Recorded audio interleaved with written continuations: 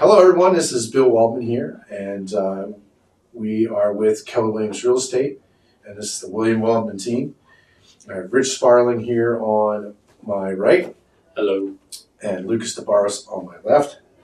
And today we are going to talk to you about buyer agents, why to use them, and we're going to talk about why the William Waldman team. So a buyer agent is a real estate agent or broker who assists you with the transaction of buying a house, and our responsibility to you when we work with you as an agent, when you sign a contract with us, is to make sure that we account for funds. We make sure that any defects with the property are disclosed to you through the seller's property disclosure or through other means.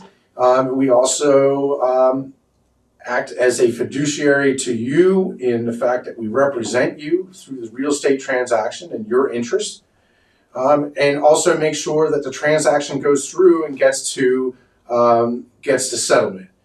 So we're going to talk about that, and we're going to start off with Rich here, and he's going to talk about some of the activities he does when he's working with clients as a buyer agent. Well, one of the first things that I will do to help my buyer client is set up a portal which gives them an advance notice of any house that's coming on the market.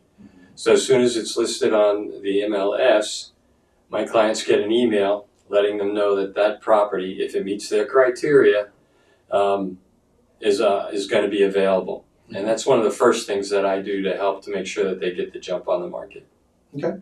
And then say, for example, once they get to the point where they see a couple of properties in their portal, what do they do? Then what do they do?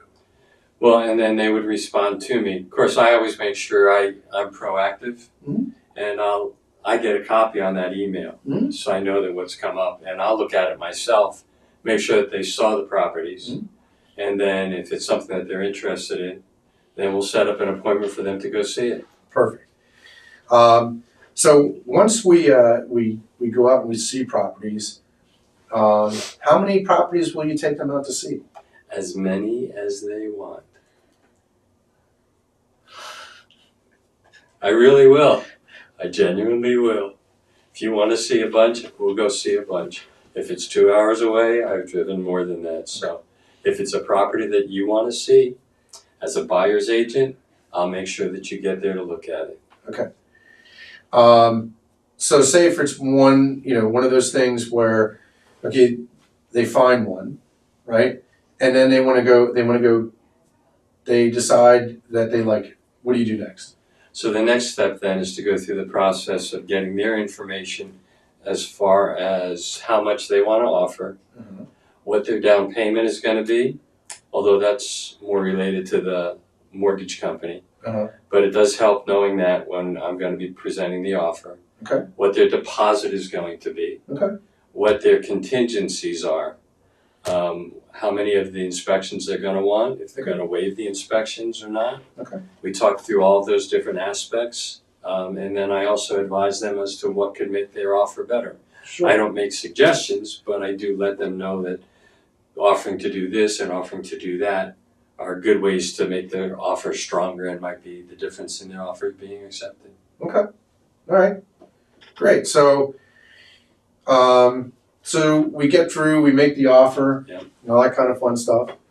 And then what do we do, Lucas, when, a contract is accepted? So, I mean, once a contract is accepted, that's only the first half of the ballgame. You have the whole closing to settlement date where you're going through title services, you're getting your inspection done, ordering that, you're doing the reply to inspection. So if there's anything that you maybe want to get fixed on the property or anything like that, you go through your negotiation period. Well, we on your behalf would go through the negotiation with the listing agent to see what we could get done for you. But there's a lot of moving parts that go in to settlement. Aside from just into the transaction, aside from just making the offer, that a lot of people don't understand. they'll go through and they'll think that once the offer is accepted, that's pretty much green to go. The listing agent will handle everything, and in 30 days they're going to be handed the keys, this and that. But I mean, 9 times out of 10, the pre-approval, even for the lender alone, is just the first step of the process. Just because you're pre-approved, you still have to go through underwriting, all this and that, make sure that you can get the loan. Plus, I think one of the things that Rich talked about but kind of skimmed over is the cost, which as a lender, they'll let you know what you're approved for and this and that. But as a realtor, we can prepare you as best as possible as to what the cost should look like. I mean, before you even submit any offers, one of the documents we submit for you are a buyer estimate closing costs, which would get signed by you. Well, but you have a responsibility up front to let them know. Because say, for example, if they're doing the closing costs, right? Or if they're getting ready to figure out whether they can afford it. If they look at your estimated closing costs and they need $30,000 to settle and they only have 25, well, then they can't buy it. Yeah. Or if they look at the closing costs and, or not the closing costs, but the estimated monthly payment, and the estimated monthly payment is higher than what they can afford, then it's an out. Yeah. I mean, even aside from, like, regardless of sending it to a listing agent or not, that's still something that we as realtors do for our clients. Yeah, it's a really good exercise. Yeah. Because there have been at least 2 occasions where what I got back from the loan agent raised questions in my mind based on what I had done. And I went back to them and they actually had made mistakes. There's some things that they didn't, that they weren't aware of for some reason or another. Yeah. And they had the wrong tax amount. That's what they had. Yeah. The wrong tax amount, and that affected what the monthly payment was going to be. Mhm. So I called them on it and I said, look, and we were able to fix that. Yeah. Before we went to settlement. So, we talked about this earlier, and I know we're kind of going off track. And that's one of the reasons also that you want to use the buyer agent as well. And we have the resources to refer you to, because, so for example, using a local lender to help you out with the process. Why is that important? Well, if you use a lender that's out of California, Oh my goodness. okay, you have a lender that's out of California, they don't know the tax cycles for Pennsylvania. So you get a lender from California, and they're like, well, you pay your taxes every month or something like that. That's like, no, we pay our tax, except for Philadelphia, Pittsburgh, and I think Allentown or Reading, one of the two. We pay our county and municipal taxes between January and December 31st, January 1st and December 31st. And we pay school taxes from July 1st of this year. So for this year, or this calendar year, it was from July 1st of last year to June 30th of this year. And that's our school tax cycle. So when we do the taxes and the closing costs, it comes out of that. But plus the time zone element can really put you in a bind. Yeah. Where there are deadlines that need to be met, and their office isn't opening up until noon, our time. It's a problem. I was say the availability is a big piece because, I mean, from what we talked about, once your offer is accepted all the way to finish, not only are you in close contact with your realtor throughout that whole process, but as many questions as I can, but there are certain questions that only your lender can answer. Yes. As much as you're in contact with me, you're going to be in contact with your lender. And having a lender who's 3-4 hours ahead or behind, that could really mess up your work schedule, especially if you're getting off work at 5 p.m. This is your first time to be able to call somebody, and it's already 8 p.m. there. They already closed office, like Rich said. You're not going to get in contact with the lender, maybe something like that. So we run 3 hours before. So it's They're Yeah. earlier. Yeah. That's what I'm confused. You see, this is why you don't work with different time zones. That's my point there. But you guys get the point, It's too bad we have to cut that out. Do we know? We could roll with it. It's funny. Yeah, so it's important to have the right type of lender. Yes. Or not right type of lender. It is. You don't want to work for a commercial lender with a commercial lender, like your neighbor's a commercial lender. he's not the guy that's going to do a residential loan for you. Right. You know, Or vice versa. or vice versa. And there's different requirements for that. And the agent is the resource to direct you to the right vendors or the right lenders to get the job done. Yeah. Because there are people out there that can't get the job done. They don't do enough business, or whatnot. Like, for example, if you have a if you're a veteran, it's good to work with a lender who does a lot of VA loans, because there's a process to that, and if they don't do them, well, you can get held up towards the end. I think we had one time where the lender was not a normal VA lender, and they had to send the loan to get it approved to VA to get it approved. Versus there are some lenders, and that's like a question that you can ask, is, well, you're a VA lender, do you underwrite and approve your own VA loan and everything in-house? Yeah. And there's a difference for VA. Versus if it's a lender that doesn't do a lot and they have to send it to VA to get approved, it can cause delays depending on how backlogged VA is. Right. So again, that's why it's important to work with the lender, or to work with a lender that's local. And it's also important to work with an agent that can help you get to the right resources. Yeah. And ultimately, it is your choice. So we'll make several suggestions and give you reasons for those options. Yeah. But it is your choice. Yeah, it's your choice who you're going to use for different things. And as always, we're going to give you recommendations and options. And if at the end of the day you decide that you're going to use somebody else for those types of things, then that's your decision. And then, Rich, once we get through the inspections and they agree off on what repairs and where they're going to be done, where do we take them next? What's the rest of the process? So the next step then would be, I think, Lucas, you already mentioned it, responding to the inspection. Negotiations. We walk them through the response to the inspection, and they list the things that they want fixed, or they say, we don't need those fixed unless it's VA, because VA will require that the seller fixes things, right? That would come up during the VA. So That's a VA appraisal. for appraisal, which is different than the inspections. Right. Now, sometimes an inspector will come up and say, well, is this a VA loan? And you'll say, yeah, it's a VA loan. Well, you might need to be aware of these things here, Correct. because they are things that may come up that the VA appraiser may come up with. Yeah. As things. Yeah. And then when you're looking through that list of items that the inspector noted, you can require that the seller fix them, or you can say, no, don't worry about it, I'll fix it, that's your choice. And then once we get that all settled and those things are taken care of, and the appraisal has come into the mortgage company and the property has appraised for what we needed to appraise, then we'll do a walkthrough. Mm-hmm. The walkthrough is right before the closing, so you can check out and make sure that what you thought you were going to buy is exactly what you're going to settle on. Mm-hmm. And then we head off to closing. Mm-hmm. And so when do you get the keys to the house? That's what I want to know. When do we get the keys?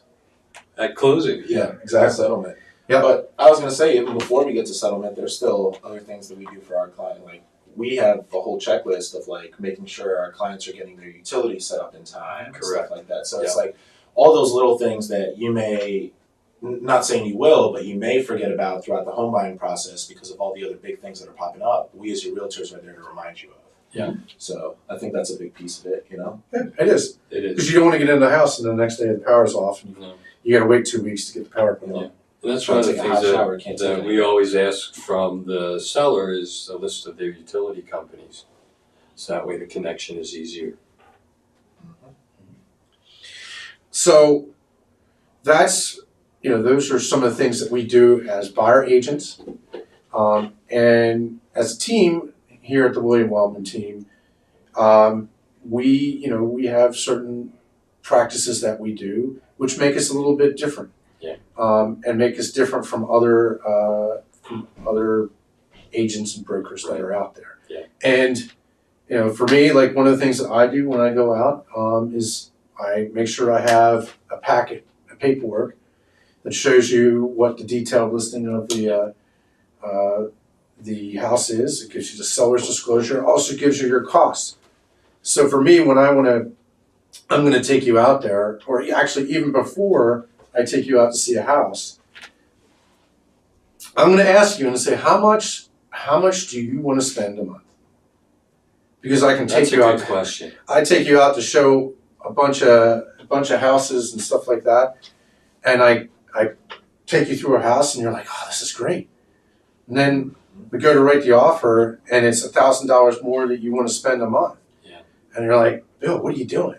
Like, why are you showing me these houses that are just, that aren't even in the price range that I want to be in? Yeah. Sometimes that's even a more important question than the final price. Yeah. What can you afford each month? Yeah. I mean, it's, you can get pre-approved for, whatever. But if you, at the end of the day, don't feel comfortable with the actual amount that you're going to pay a month, then, that's why when we do the consultation in the beginning, I ask that question. Yeah. So when we go out and we look at houses, and I'll run the estimated closing costs for you before we go out and take a look. If I see one that's $500, $600, $700 more than what you want a month, I'm going to ask you, do you want to see this house still? Yeah. And you can tell me yes or no. Do you take the time to do a quick comparative market analysis before you take them to a house to see if the price is where we think it should be? In the market that we're in right now, not always. Yeah, because it's How timely it goes. Yeah. Yeah, because for example, if we go out to see a house that's been on the market for a day, and you look at you go to schedule the listing or the showing, and it's locked up there's like 1 or 2 spots a day, there's a lot of interest in that property. Yeah. So I could go run a comparative market analysis for you, and I don't know about you, Rich, but how many times have you gone run a CMA, and you're like right at the top of the range for that particular development. You submit an offer, and then you find out from the agent, oh yeah, you're $50,000 off. Yeah, that is one of the weird things is that you're doing a comparative market analysis, but the prices that are right now are going just are. Yeah. Who knows? It's a crapshoot sometimes. Yeah, because so for example, I had a friend of mine, I showed him a property out in Pottstown, and it was a multifamily. I looked at the comps for that neighborhood, for all the multifamily buy levels in that neighborhood, and we were at the top of the range. And so, I said, well, let's make a full price offer and see where it lands. Made the full price offer, didn't get it, and I called the agent, and she's like, well, the offer that we took was $40,000 more than yours. Is there any way for us to know that? No. No, there isn't. No. So CMA wise, when you get into more of a buyer market, then that's really important, because then you want to make sure that you have the right, you're putting in the right price. But the other aspect of it is when you're in a more normal, not normal market, but a buyer market, and you are working with VA buyers or FHA buyers, and you want to help them with their closing costs. So if you look at it and say the top of your range is $400,000 and the house is going for $375,000, you may be able to put a 3% seller assist in there to help them with their closing Right. costs. That's where I was thinking it would be helpful. Yeah. But if you want us to, we will do it for you. Oh, absolutely. Yeah. I mean, if you tell us Not a that's what you want, well, Yeah. And I mean, I think is this house priced accurately? that's another part of what we do is it's not as simple as just writing up an offer. We'll review all the different things that go into making an offer more appealing that still work for you, because like you said, we're in a heavy seller's market right now. You might see a house listed for $450 on the high end and it sells for $500, but that's because you have people going in there putting appraisal contingencies or whatever price gaps and stuff like that. which you might be telling yourself, well, I want to do the same thing and offer 500,000. Well, maybe that's not what you can. We're trying to find you the right fit for you, as well as finding the dream home. Yeah. So it's like you end up putting an appraisal contingency. Next thing you know, it only appraised for 450, and you have to pay $50,000 extra out of pocket to cover that difference, or whatever the case may be for your offer. So that's one of the things I do. What are some of the things that you do, Rich, to help? I think because of the tools that we have access to, Like what? we're able to investigate information that might not be presented on the listing, and go back and check previous sales to see what information we can give that has been left out. And that, I think, comes in handy. I don't know that all agents do that. I know that the Waldman team does that. Yeah. We'll make sure Well, that... I mean, didn't you just have the one experience? Yeah, I did. Yeah, there was a septic system that had failed back in 2017, and it was just on the market, and the current listing didn't mention that. And it was a foreclosure. And it was a repo, so there was no seller disclosure, which means that information wasn't available. And had I not gone back and checked, my client would have been buying a property that would have eventually needed a $35,000 or whatever it costs to put in a septic system. So it gave the buyer the ability to be able to make an informed decision. Correct. And which is a part of what we help them do. Yeah. What about you, Lucas? I mean, I think it touches more on what Rich said as well, where it's like, not that it's a bad thing, but I tend to do more work for my clients than I may have to, but it's because I like to make sure my clients are well taken care of, prepared for whatever they're going into, At the end of the day, not saying every realtor is like this, but you obviously know there's some realtors who care more about the check than others and this and that, and that's one of the things that I think with our team we do differently. It's our motto, it's we listen, we care. We're not focused on getting to settlement table and getting ourselves paid. We're focused on finding the dream home that fits for you and getting you into that dream home with means that fit your income or whatever the case that you're looking for, And in situations like Rich's, for example, well, that house may have very well fit into your client's buy range and this and that, but next thing you know, he buys that house, 2 months in, he finds out he has to do that septic system. Who's the first person he's going to go to? It's probably going to be one of us, Yeah. And, well, the funny thing is like, since the house was a foreclosure, how would we know that? There was no way, and you're right, Lucas. Rich would have gotten that call, and he would have said, "Rich, my septic system or my sewer's backing up." Yep. But because he went the extra mile, he was able to prevent a problem that could have happened down the road, and I think that's the difference between our team and maybe others that are out there. And what put my buyer against the wall was knowing that no one was going to want inspections. So he was competing as people are going to waive inspections, whereas we don't know if the septic's any good. We don't know if the well, because that's what it was listed as. Turns out it was public water. Major things that cost a lot of money, Right. especially once you move in. And he didn't have the finances to be able to fix those things. It was a good price range, but now we know why it was a good price range. Yep. Yeah. And back to tie into it, I mean, granted, I'll do as many showings as possible for my clients, but the same way Rich said he'll drive 2-3 hours, it all ties into going above and beyond for our own clients, And not to mention one thing that's different with us compared to many other realtors out there is we're a team, we have a pretty wide range of experience and availability as well. You got 10, 15 years of broker experience right here.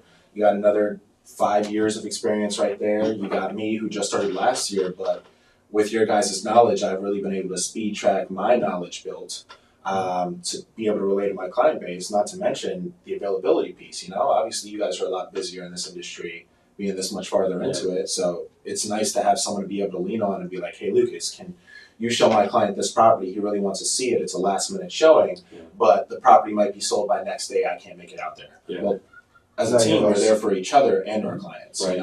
And our team is led by our broker. So that gives us a really big advantage as far as having information at hand that Lucas and I might not know off the top of our heads. We're not going to try to give you an answer that we don't know. We're going to make sure that we get you the correct answer, which I think is real important. It is important, and it's important to safeguard you as a buyer or even a seller in that, from that respect. We take it personally.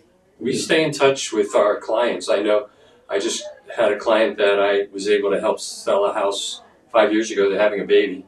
And I just got a text message letting me know that they're going to have a baby and they want to stay in touch. And those are the types of things that I think we also do as a team. Mm-hmm. We take our relationship with you as our client very personally, and we do want to stay in touch.